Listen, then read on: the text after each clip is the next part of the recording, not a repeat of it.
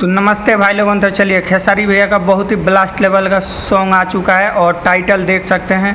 Title तो देख के लगता है कि भैया किसी और पे गाना गा दिए हैं, पत्नी खो जाता नहीं। तो ये पत्नी के खो जाता सबके पता बा।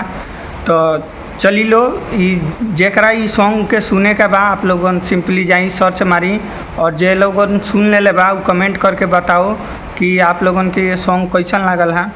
और आप लोगन के बीच ये रिस्पांस भी देख सकते हैं, 1 घंटा में 16,000 लाइक और 1200 कमेंट भी है। तो कुछ अच्छा रिस्पांस मिल रहा है, लेकिन इससे भी और बेहतर रिस्पांस होना चाहिए।